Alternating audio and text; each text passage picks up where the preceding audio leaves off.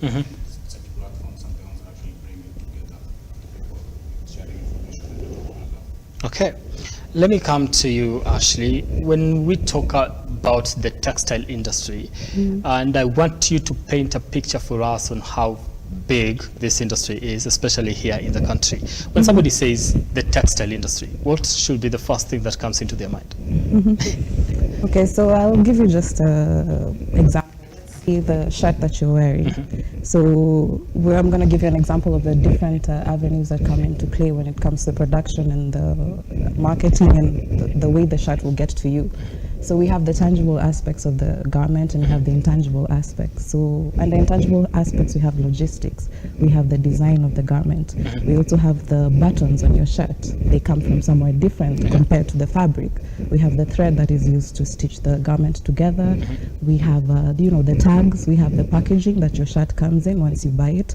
So all these different avenues are important when it comes to the textile value chain because they all come together to provide you with this shirt when it arrives in your hands.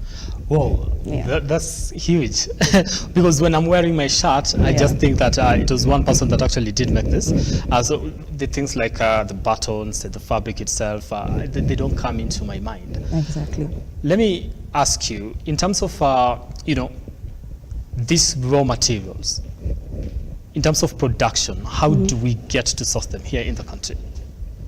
Okay, so I would say right now, after COVID, we've been having a lot of investment, especially in the manufacturing sector in the country. I think just 2 years ago, we had a Chinese company invest about $50 million into a processing plant, a manufacturing plant in Eldoret. So these global players are coming into the country, ready to inject funds to assist us to create these particular factories that will allow us to boost production, boost revenue in the country. Before then, Olive, in terms of sourcing for raw materials, do we get our materials locally or do we get to import them? It's a mix of both. So it depends on what fabric you're working with, of course. Right?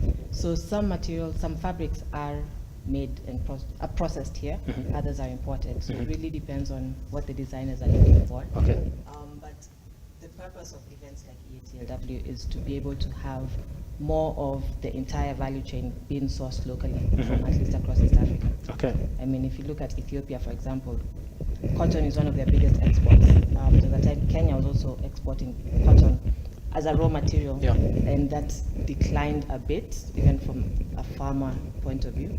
She forgot to mention the guy who grew. The cotton. Exactly.